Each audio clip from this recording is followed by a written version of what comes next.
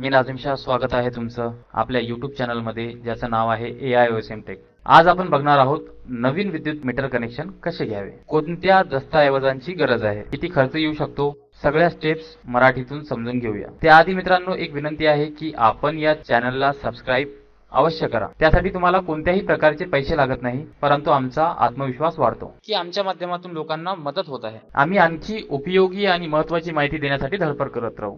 सर्वप्रथम विद्युत मीटरचे मुख्य दोन प्रकार असतात। सिंगल फेज मीटर जे आपण घरगुतीसाठी वापरतो, 3 फेज मीटर व्यावसायिक किंवा मोठा वापरासाठी ते लागत असतो। तुमच्या गरजेनुसार यापैकी एक निवडावा लागतो। आणि नवीन कनेक्शनसाठी दस्तावेज लागतात मित्रांनो, ओळखपत्र, आधार कार्ड, पॅन कार्ड, पत्ता पुरावा, वीज बिल, भाडे करार, 7/12 उतारा किंवा जागेची असेसमेंटची नक्कल, जागेचा मालकी दस्तऐवज, पासपोर्ट साईज फोटो आणि भरलेला अर्ज तुमच्या विजेच्या बोर्डाच्या वेबसाईटवर उपलब्ध असतो। चला तर मग सुरू करूया।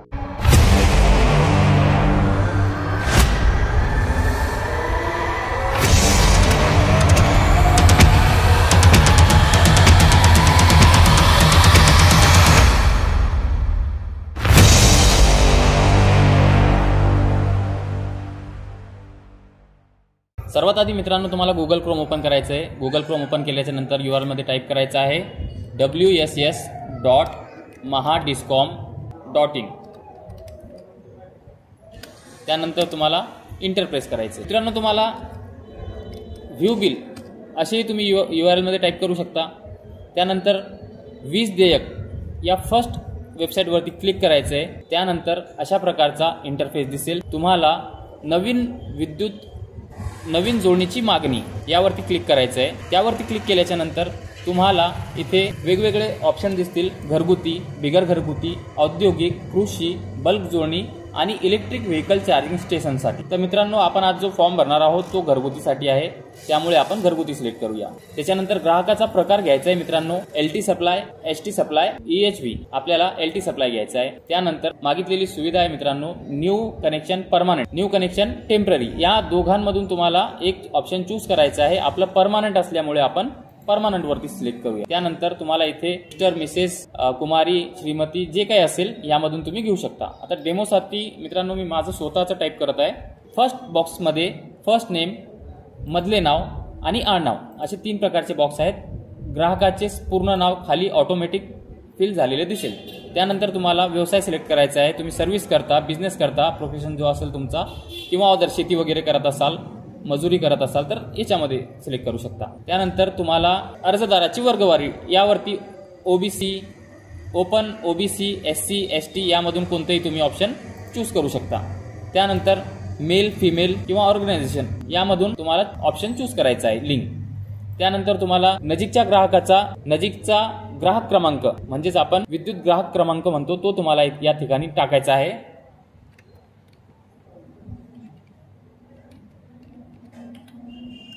त्यानंतर मित्रांनो तुम्हाला या ठिकाणी इमारतीचे नाव,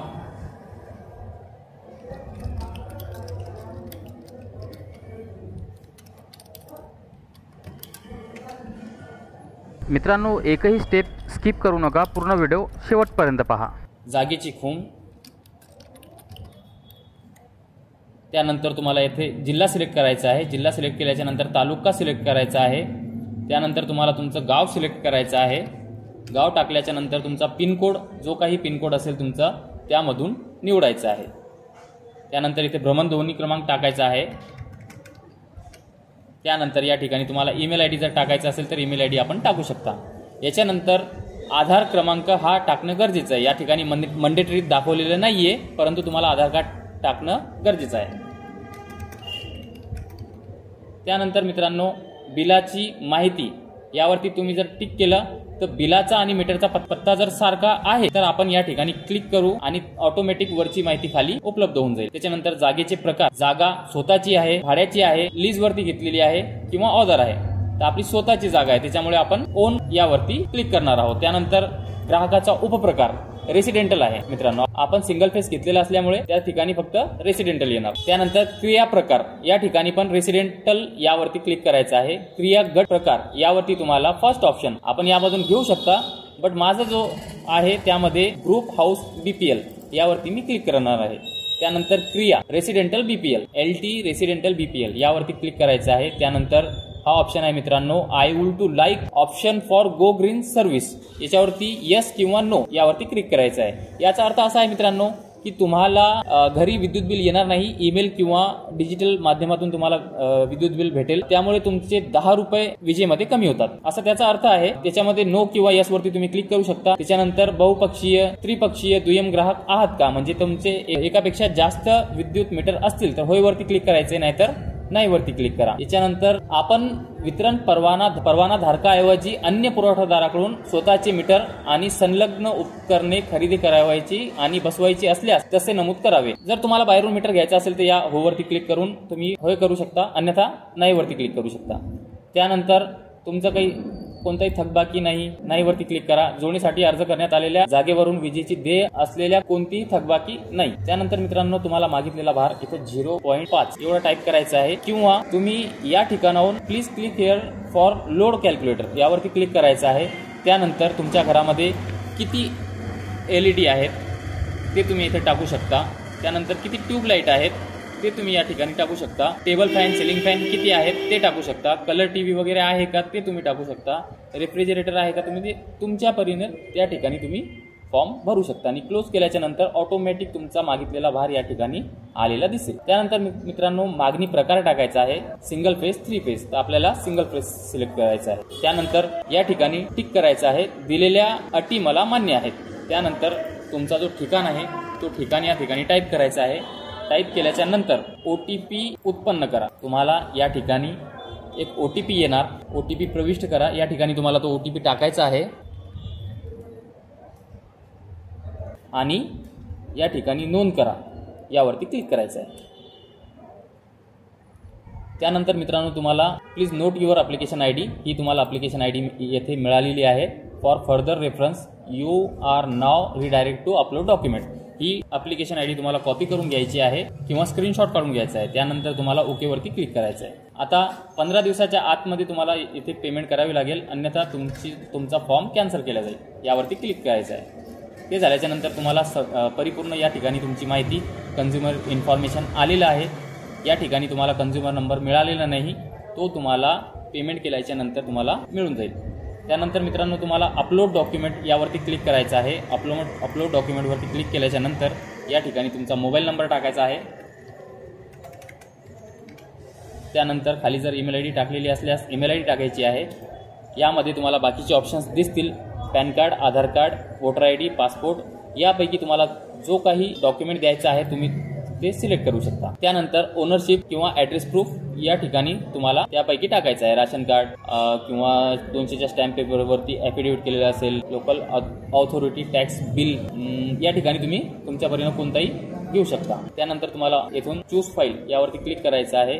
चूज फाईल केल्याच्या नंतर तुम्हाला एक गोष्ट लक्षात ठेवा मित्रांनो, तुम्हाला या ठिकाणी आधार कार्डची साईज आणि जे काही तुमचे खालचे डॉक्युमेंट आहेत ॲड्रेस प्रूफ ते तुम्हाला फक्त 300 KB मध्ये अपलोड करायचे। या ठिकाणी अप टू 500 दाखवलेलं आहे, परंतु खाली only files up to 300 KB size are allowed या ठिकाणी दिलेलं आहे। ओनली JPG, PNG और PDF म्हणजे JPG, PNG वगैरे पण आपण या ठिकाणी टाकू शकतो। या ठिकाणी तुम्हाला आधार कार्ड अपलोड करायचं आहे। त्यामध्ये तुम्हाला कोणत्याही प्रकारचा आधारमध्ये स्पेस नको।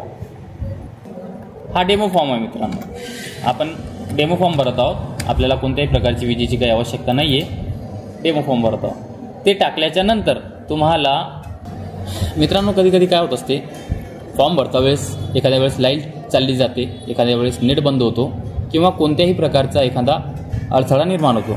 त्यामुळे आपल्याला जो मिळालेला ॲप्लिकेशन ID आहे मग तो तुम्ही त्या ठिकाणी तुमचे डॉक्युमेंट किंवा पेमेंट कशी करायची, मग तुम्ही परस्पर फॉर्म तर भरत बसणार नाही। त्यामुळे तुम्हाला इथे स्थितीचा मागोवा यावरती जायचं आहे। त्याच्यानंतर तुम्हाला नवीन कनेक्शन, सौर रूफटॉप, नाव बदलणे, कशासाठी तुम्ही अर्ज केलेला आहे त्यामधलं तुम्हाला कोणतीही एक हे निवडायची आहे। ॲप्लिकेशन किंवा मोबाईल नंबर हा निवडायचा आहे। त्यानंतर तुम्हाला या ठिकाणी ॲप्लिकेशन नंबर टाकायचा आहे। ॲप्लिकेशन नंबर टाकल्याच्या नंतर तुम्हाला खाली कॅप्चा टाकायचा आहे। कॅप्चा टाकल्याच्या नंतर जनरेट OTP यावरती क्लिक करायचं आहे। त्यानंतर तुम्हाला एक OTP येणार, तो OTP तुम्हाला इथे सबमिट करायचा आहे।